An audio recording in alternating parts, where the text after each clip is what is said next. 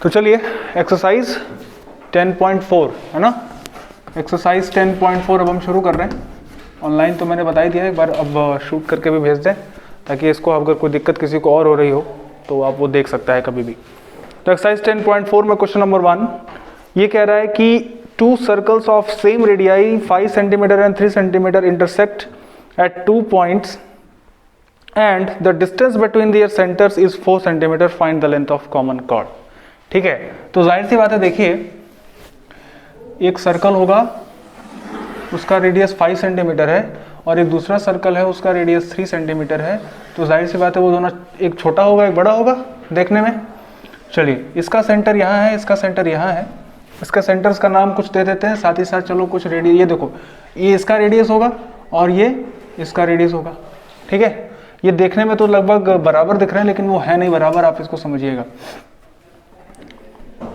इसका नाम मान लो हमने ए दे दिया, ए यहाँ दे दिया, बी यहाँ दे दिया, पॉइंट सी। ये कह रहा है कि बड़े वाले सर्कल का रेडियस है कितना 5 सेंटीमीटर, छोटे वाले कितना है 3 सेंटीमीटर और इनके बीच की जो दूरी है वो कितनी है 4 सेंटीमीटर, 4 सेंटीमीटर। तो इनके बीच की जो कॉमन कॉर्ड है ना ये आपको बताना है। ठीक है, तो इस कॉमन कॉर्ड का नाम क्या है, मान लीजिए BCD। और यहाँ पर जो पॉइंट जहाँ पे ये मीट कर रहा है इस पॉइंट का नाम मान लो आपने दे दिया है E। क्या दे दिया है E। थोड़ा बड़ा बनाना चाहिए था, लेकिन चलो कोई दिक्कत नहीं, समझ जाएंगे ना आप लोग इससे। जहाँ ये इंटरसेक्ट कर रहा है उस पॉइंट का नाम E है। ठीक है, और AC की जो लेंथ है वो कितनी है 4 सेंटीमीटर। तो क्या क्या गिवन है यहाँ पर, गिवन है AB is equal to 5 centimetre, BC is equal to 3 centimetre and AC is equal to 4 centimetre. ठीक है, चलिए एक बात आप अच्छी तरह जानते हैं कि अगर ये कॉर्ड कॉमन है हमें क्या फाइंड करना है, BD। BD की लेंथ हमें बतानी है कि ये कितनी होगी। ठीक है ना जी, ये लाइट जला लो।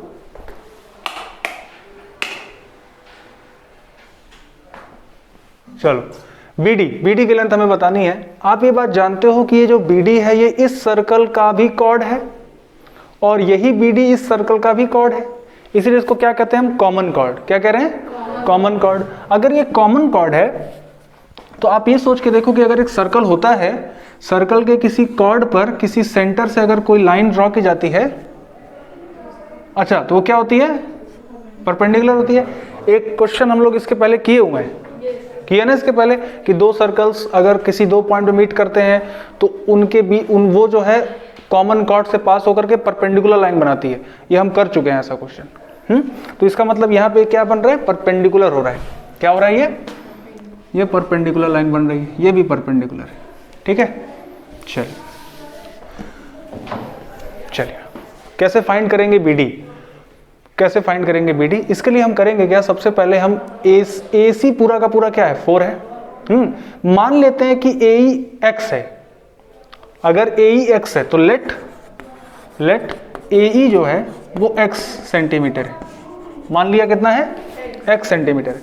अगर AE x सेंटीमीटर है तो सोच के देखो CE कितना होगा, CE कितना होगा, कोई बताएगा। 4 - x, बिल्कुल सही, 4 - x होगा। भाई आप देखिए ये पूरा दूरी कितना है 4 सेंटीमीटर है। ये कितना है, A है C है, ठीक बीच में कहीं पॉइंट हमने E दिया हुआ है, यही ना बन रहा है यहाँ पे। मैंने AE को कितना माना हुआ है x, अगर AE को मैंने x माना तो ये कितना निकल गया है 4 - x, है कि नहीं। अगर इसके बिना अगर आप कोई नंबर देखे देखना, जैसे मान लो x की जगह आपने 2 ले लिया, x की जगह क्या ले लिया 2, अगर ये x 2 होगा यानी कि यहाँ से लेकर के यहाँ तक अगर 2 होगा तो यहाँ से लेकर यहाँ तक कितना होगा 2 ही होगा, है कि नहीं। वो कैसे निकलेगा 4 - 2, सही है। ऐसे मान लो अगर यहाँ 1 होता तो 4 - 1 3, है कि नहीं। तो ये कॉमन सी चीज थी। चलिए अब इसका फायदा क्या है, देखिए in right triangle AEB, in right triangle AEB, किस राइट ट्रायंगल में देख रहे हो, AEB में AB square is equal to AE square plus BE square, सही है? बोलो, AB square equal to AE square plus BE square. क्या ये सही लिख रहा हूं? कौन से प्रॉपर्टी से? पाइथागोरस थ्योरम से। तुम इधर आ जाओ, नहीं दिख रहा है तो। AB square equal to AE square plus BE square, ठीक है? होगा कि नहीं पाइथागोरस थ्योरम? जानते हो ये सब? चल, यहां से मैं चाहता हूं BE निकालना, तो BE हो जाएगा BE square is equal to AB square minus AE square. बताओ भाई AB कितना है? अभी मैंने देखा यहाँ AB 5 सेंटीमीटर है, तो 5 स्क्वायर माइनस AE कितना है? AE x है, तो मैंने लिख दिया x स्क्वायर, ठीक है ना? ये किसके बराबर निकल के आएगा? BE स्क्वायर के बराबर, ठीक है? इसे आप क्वेश्चन नंबर क्या दे दो? 1, ठीक। अब इन राइट ट्रायंगल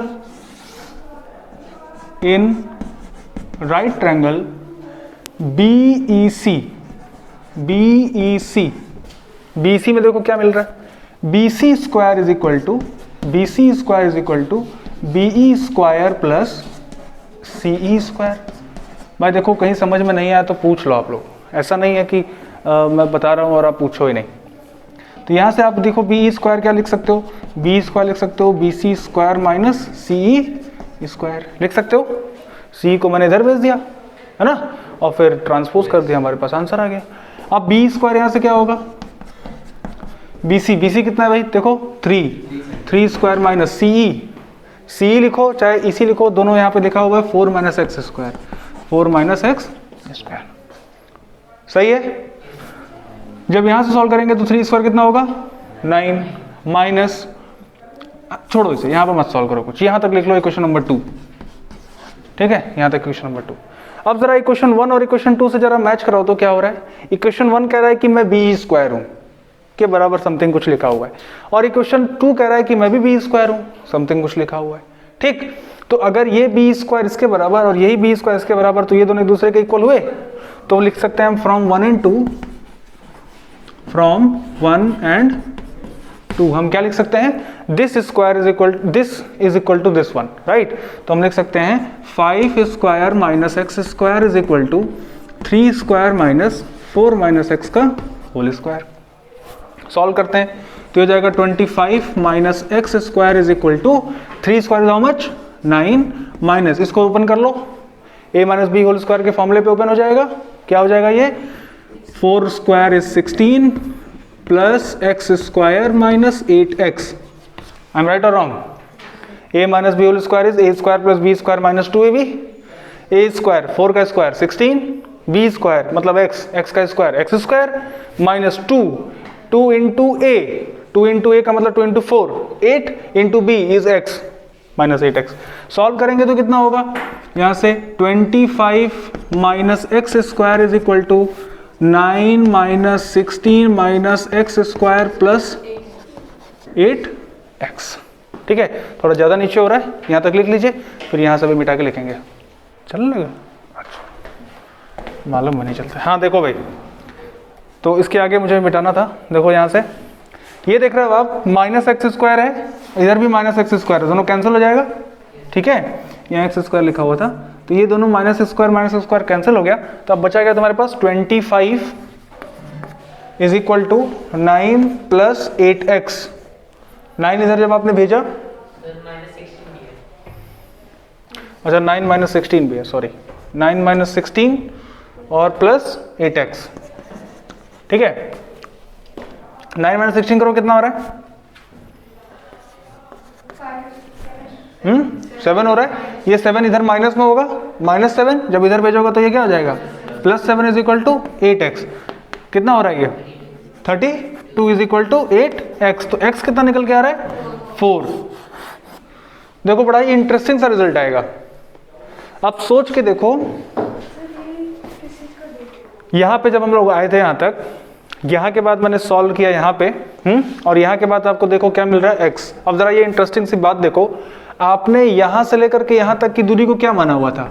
x, हाँ, और बाकी को 4 माइनस एक्स, और ये कह रहे थे कि ये पूरा का पूरा कितना है? 4। लेकिन यहाँ अभी हमने जब कैलकुलेशन की तो यहाँ से लेकर के यहाँ तक की दूरी कितनी थी? 4, और ये कह रहा है कि नहीं यहीं तक 4 है, तो कौन सा सही है? इसका मतलब जो हमने फिगर बनाया है वो गलत बन गया है, वो सही नहीं है। रीजन आपका ये कहना चाहता है x अगर 4, तो इसका मतलब ये है कि यहां पे जो सेंटर है ना, ये जो पॉइंट आ रहा है ना, यही पॉइंट इस छोटे वाले का सर्कल का सेंटर है। ठीक है, क्यों? क्योंकि उसने क्वेश्चन ने कह रहा है कि the distance between centres of two circle is 4 centimetre. The distance between centres of circle is 4 centimetre. तो यहां से लेकर के जो सेंटर की दूरी थी वो 4 थी, है ना, अकॉर्डिंग टू दिस पिक्चर। लेकिन हमारी कैलकुलेशन ने बताया कि यहां से लेकर के यहीं तक की दूरी 4 है, आगे जाना ही नहीं है। इसका मतलब कि अगर यहां से यहां तक की दूरी 4 है, तो अगर एक सेंटर यहां है तो दूसरा सर्कल का सेंटर यही होना चाहिए। मतलब इस सर्कल का सेंटर इस कॉमन कॉर्ड पे ही लाई कर रहा है। समझ रहे हो ना? यानी कि अब इस सर्कल को दोबारा से बनाना पड़ेगा।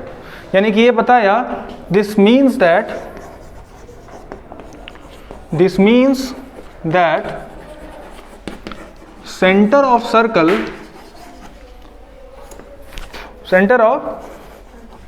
smaller circle lies on common chord,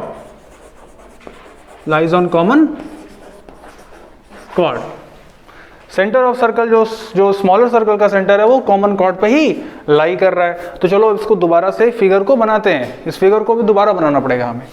आपको जब एग्जाम में ये क्वेश्चन आएगा तो ऐसे आप कर सकते हो। ठीक है, आप ऐसे कर सकते हो। आप पहले फिगर बनाओ, फिर यहाँ तक लेके आओ, ये लिखने के बाद दोबारा फिगर बनाओ, फिर आपको आंसर आपको मिल जाएगा। ठीक है, तो मैं इसको मिटा देता हूँ और दोबारा से फिगर बना करके आपको सॉल्व कराता हूँ। अब देखो फिगर एक्चुअली कैसा बनेगा। तो फिगर बनेगा, ये आपने बड़ा सर्कल लिया, यहाँ से ये 5 है। ठीक है, तो मान लो यहाँ से लेकर के यहाँ तक ये 4 है। ठीक, 4 को सेंटर मान लिया और इसी को घुमा दिया आपने, नहीं सॉरी 3 मानना था ना, सेंटर सर्कल 3 है, कोई दिक्कत नहीं है। देखो यही तुम्हारा बनेगा। ये एक काम करते हैं, इसको ऐसे बनाते हैं जिससे बन जाए। ऐसे बनाएंगे तो दिक्कत होगी, हालांकि आप ज्योमेट्रिकली बनाएंगे तो बहुत आसानी से बन जाएगा, ऐसी बात नहीं है।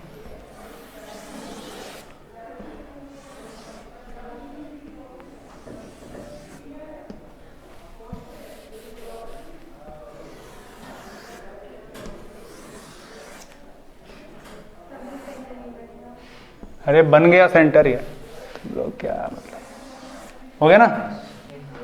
ठीक है, अरे चलो हो गया, मैं कह रहा हूं तो हो गया, मतलब हो गया। ठीक, देखो बड़े वाला सर्कल का जो सेंटर था वो कहां था? ए पॉइंट पे था। ठीक है, छोटे वाले सर्कल का सेंटर कहां था भाई? देखो कहां था? सी पे था, सी पे था ना, ए सी पे था। हाँ, तो अब वो एक्चुअली कहां लाई कर रहा है? ई पर लाई कर रहा है। यहां ये दूरी कितनी थी?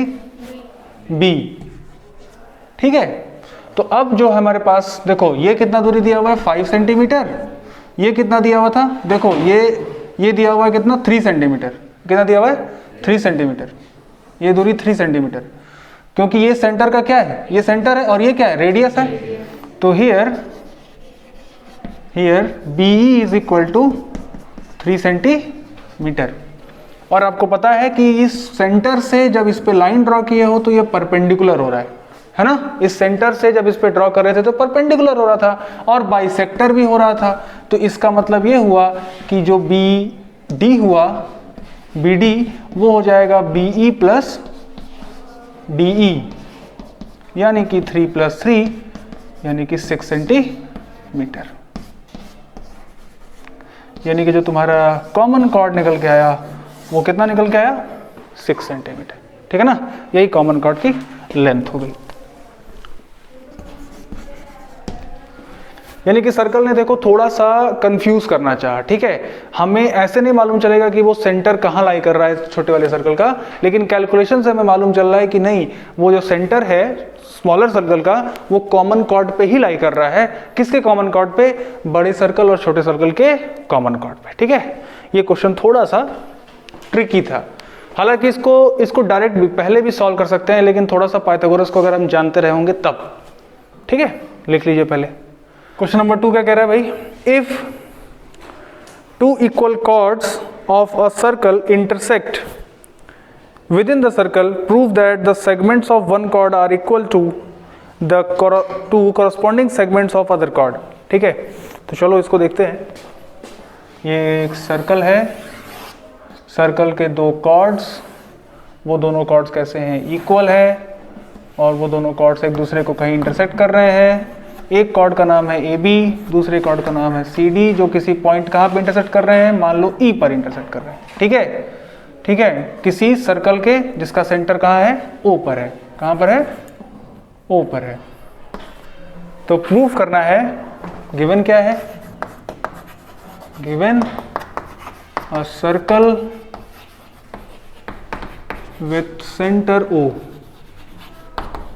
Centre O, A B is equal to C D intersecting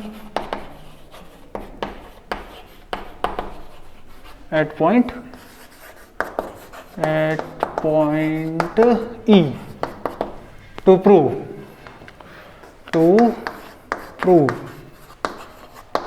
कि जो सेगमेंट्स हैं वो क्या है, इक्वल हैं। किसके सेगमेंट्स, कॉर्ड के सेगमेंट, है ना। बताया था मैंने कि अगर एक कॉर्ड है, कॉर्ड खुद ही एक सेगमेंट है और उसको किसी जगह पे काट दिया गया है दूसरे कॉर्ड के द्वारा, तो जो ये सेगमेंट आ रहा है ये उसके कॉरस्पॉन्डिंग सेगमेंट के बराबर है। जैसे यहाँ पर अगर देखा जा रहा है तो सी डी ए बी को काट रहा है, तो सी डी का ये segment C E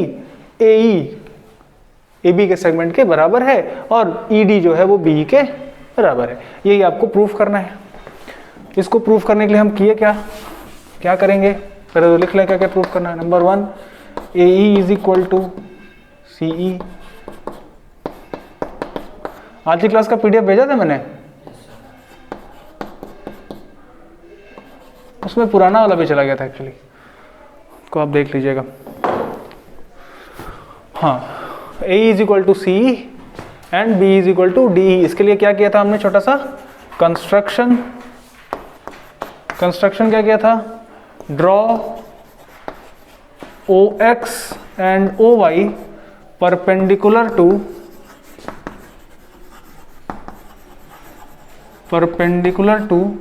A B and C D respectively.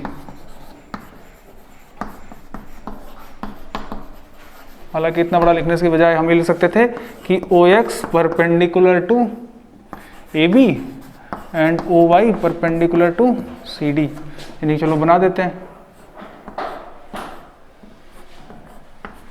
ये हमने बनाया ओ एक्स और ये बनाया हमने ओ वाई एंड ज्वाइन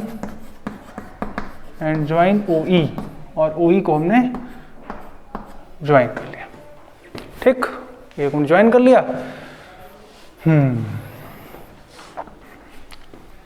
तो प्रूफ में हम लिखेंगे since O X is perpendicular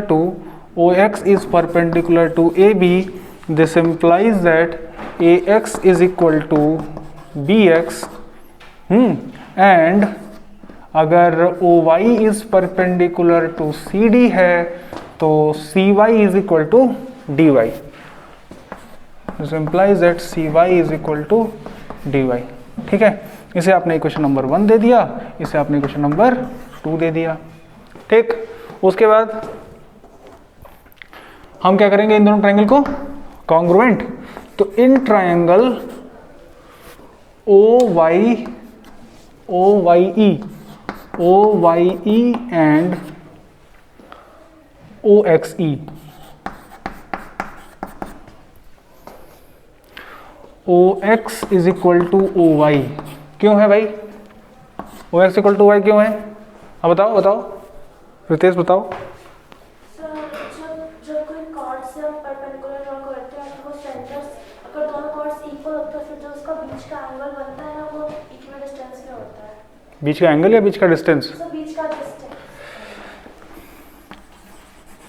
equal chords of a circle are equidistant from center। Equal distance from centre. ये लिखना पड़ेगा, ठीक है। आप थ्योरम का इस्तेमाल मत करेगा। थ्योरम कौन सा थ्योरम है? थ्योरम 10.6, 10.6, 10.5 जो भी है, ये मत लिख देना। OE is equal to OE common, ये कॉमन हाइपोटेनस है, और एंगल O,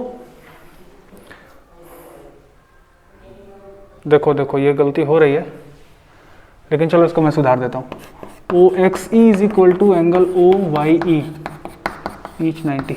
गलती नहीं कहेंगे इसे, लेकिन पहले मैंने OYE लिया ना, तो सारे साइड्स पहले मुझे OYE वाले के लेने चाहिए थे, इस वाले ट्रायंगल के। तो मैं इसको ज़रा सा चेंज कर देता हूँ, बस यहीं पे काम हमारा हो जाएगा, ठीक है। This implies that triangle OXE is congruent to triangle OYE by RHS।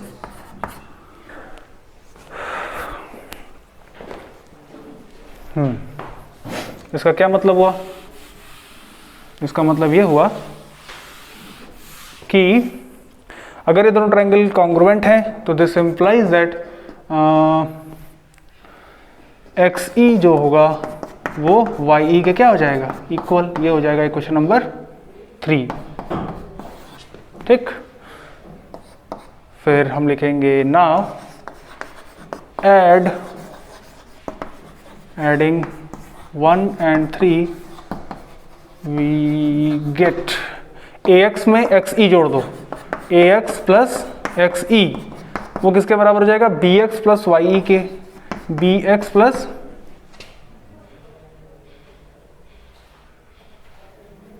क्या ये सही हो रहा है?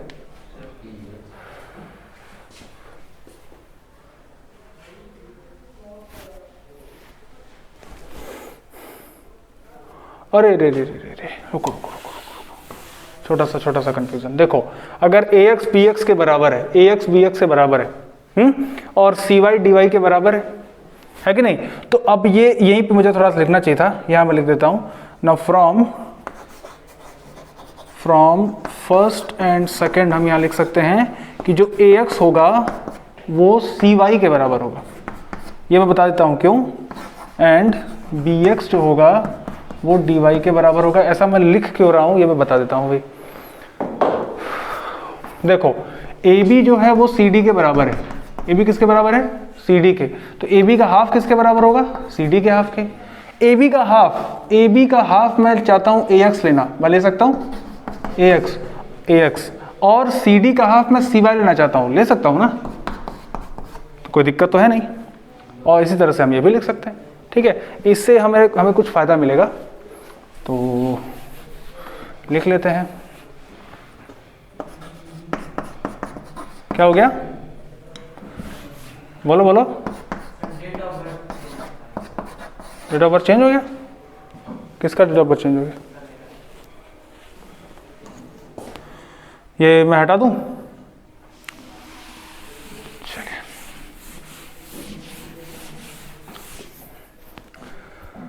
Now add 3 and 4 we get. 3 and 4 को अगर हम ऐड करते हैं तो हमें क्या मिलता है? 3 और 4 को हम ऐड करते हैं तो हमें मिलता है XE प्लस AX, या AX plus XE is equal to CY plus YE, जैसे हमें क्या मिलेगा? AE is equal to CE। यहाँ पे AE is equal to CE जो हमें प्रूव करना था, पहला प्रूव्ड 1।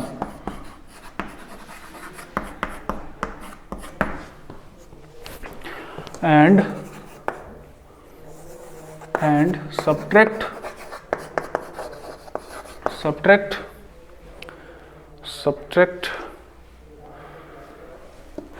5 3 from 5 5 में से सब 3 घटाओगे तो क्या मिलेगा? BX में से हम माइनस कर रहे हैं XE, BX में से XE माइनस करेंगे इज इक्वल टू बचेगा DY माइनस YE। इसका मतलब कि BE जो होगा किसके बराबर हो जाएगा? DE के। ये भी प्रूव हो गया।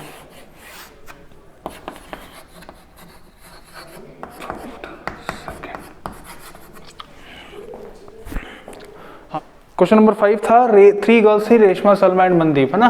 तो 3 girls Reshma, Salma and Mandeep are sitting on a circular park whose radius is 5 metre.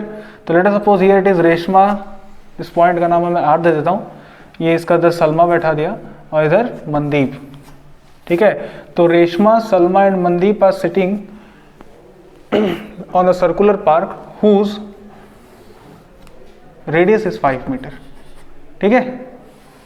ये भी 5 मीटर होगा और ये भी 5 मीटर ही होगा, ठीक है। मैं लिखता नहीं यहाँ पे। कह रहा है कि रेशमा और सलमा के बीच की दूरी दिया हुआ वो 6 मीटर है और सलमा से मनदीप के बीच की दूरी कितनी है, 6 मीटर है। तो पूछ रहा है कि रेशमा और मनदीप के बीच की दूरी निकालिए कितना है, ठीक है। ये बहुत ही अच्छा क्वेश्चन है। तो मान लो उस सर्कल का सेंटर O था जहाँ से सारी बातें दी हुई हैं। तो क्वेश्चन कह रहा है कि गिवन है मेरे पास a circle with centre O, a circle with centre O, center O of radius 5 centimetre या 5 मीटर दिया, sorry 5 metre, that is OR is equal to OS is equal to OM is equal to 5 metre, ये 5 है, ठीक है। RS is equal to SM is equal to 6 metre. तो to find what, to find RM equal to how much, RM को बताना है कितना है, ठीक है। जरा मैं आपको एक छोटी सी प्रॉपर्टी बताना चाहता हूँ। एक क्वाड्रिलेटरल है जिसका नाम है काइट। क्या आपने कभी काइट सुना है या देखा है? उड़ते हुए देखा है? अच्छा, प्लेन में देखा है, मतलब इस पे। तो इसमें अगर काइट कोई बनती थी कुछ ऐसा बनता था। इस काइट में ये था कि वन पेयर एडजेसेंट साइड की क्या होती थी, इक्वल होती थी, मतलब ये इसके इक्वल होता था और ये वाला इसके इक्वल होता था, ठीक है ना। तो इसके जो डायगोनल होता है काइट का वो एक दूसरे को बाइसेक्ट नहीं करता, इंटरसेक्ट करता है, लेकिन 90 डिग्री पे करता है। हाँ, ये जरूरी नहीं है कि वो बाइसेक्ट करे। जैसे ये भी आपका काइट है, देखो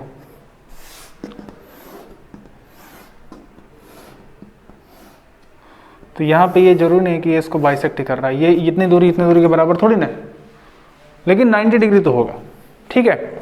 इतना आपका होगा। तो देखिए इसका मतलब ये है कि अगर मैंने काइट बताना चाहा तो तुम्हें यहाँ काइट दिख रहा होगा। मैं दिखा दूं कैसे। तो देखो ये इसके इक्वल है और ये जो दूरी है वो इसके इक्वल है। इसका मतलब कि जो ORSM है here, ORSM is a kite, ठीक है। This implies that OS is perpendicular to RM। और मान लो कि ये किसी पॉइंट पे इंटरसेक्ट कर रहा है, मान लो वो है A, ठीक है ना। वो दोनों A पॉइंट पे इंटरसेक्ट कर रहे हैं, intersecting at A, intersecting at A point पे इंटरसेक्ट कर रहे हैं, मतलब ये 90 डिग्री है, ठीक है भाई, ठीक है। चलो इसमें एक काम करते हैं। अब ये दो राइट ट्रायंगल्स हैं, इन दोनों राइट ट्रायंगल्स में हम पाइथागोरस थ्योरम के एप्लीकेशन ले लेते हैं, ठीक है। तो हमें क्या मिल जाएगा, ये दूरी मिल जाएगी और फिर ये दूरी मिल जाएगी, हम इसमें पुट कर देंगे, हमारा आंसर आ जाएगा। इसमें हमारा जो OA है वो कॉमन है, OA जो है वो कॉमन है। तो मान लेते हैं कि इसको कुछ x और इसको कुछ y, समथिंग s और समथिंग y मान लेते हैं, ठीक है। तो इन राइट ट्रायंगल, या रहने दो x y, आराम से करो। इन राइट ट्रायंगल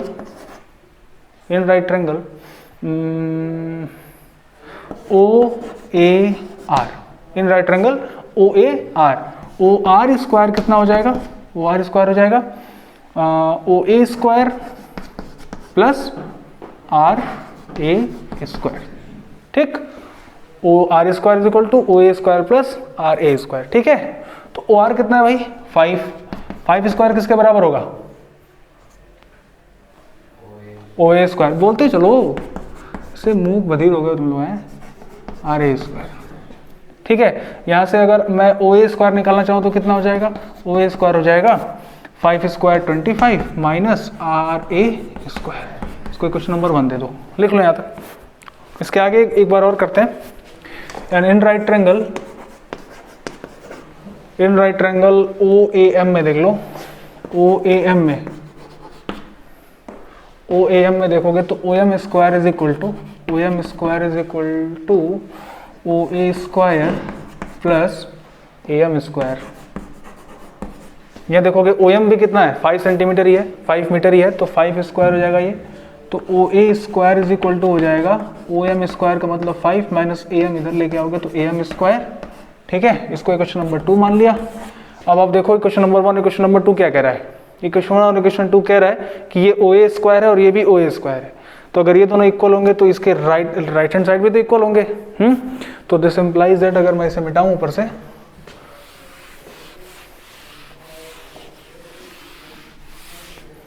तो this implies that 25 minus RA square is equal to 25 minus AM square. यहाँ से 25 कैंसिल हो गया, माइनस से माइनस कैंसिल हुआ, तो RA स्क्वायर बराबर कितना बचेगा, AM स्क्वायर। इसका मतलब हो गया कि RA जो होगा वो AM के बराबर होगा। यहाँ से ये साबित हो गया। इसको आप इक्वेशन नंबर 3 दे दीजिए। ठीक है, अब देखिए ये बहुत ही विचित्र सा काम करने जा रहा हूँ मैं। अब मैं एक ड्रॉ करूँगा परपेंडिकुलर। अब मैं एक ड्रॉ करूँगा यहाँ पे परपेंडिकुलर, देखो इसके ऊपर ये परपेंडिकुलर ड्रॉ करूँगा O से इस, देखो ये कॉर्ड है कि नहीं, ये कॉर्ड है ना। तो मैं इसका इस पे परपेंडिकुलर ड्रॉ करने जा रहा हूँ। मान लो ये इस पॉइंट पे कट कर रहा है, B पर कट कर रहा है, ये 6 सेंटीमीटर का है, 6 मीटर का, ये पॉइंट B पर कट कर रहा है। तो now draw OB perpendicular to RS। तो दिस इंप्लाइज दैट वो दोनों क्या कर देंगे, अगर आप जानते हो कि सेंटर से किसी कॉर्ड पर कोई लाइन ड्रॉ करी जाती है परपेंडिकुलर, तो वो बाइसेक्ट कर देती है, आधी आधी हो जाती है।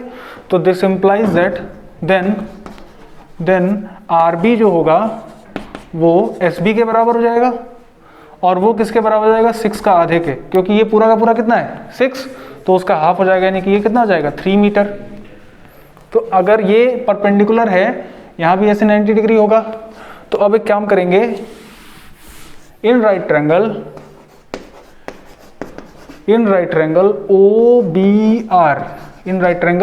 OBR में देखो यहाँ से लेकर के यहाँ तक ये 3 सेंटीमीटर है। यहाँ लिखा हूँ मैं RB, और ये कितना दिया हुआ है 5 सेंटीमीटर। तो क्यों ना मैं इस हाइट को निकाल लूँ, इस OB को निकाल लूँ। तो OB स्क्वायर कितना हो जाएगा भाई, पाइथागोरस थ्योरम से OB square is equal to OR square minus RB square. ठीक है, OR कितना है 5 स्क्वायर, RB कितना है 3 स्क्वायर। तो जब 5 स्क्वायर माइनस 3 स्क्वायर करोगे तो वो 4 स्क्वायर के बराबर होगा। ठीक है, ये OB स्क्वायर हो गया। तो OB जो होगा वो कितना हो जाएगा 4 मीटर। ठीक है, ये हो जाएगा 4 मीटर। तो अब देखिए क्या करेंगे,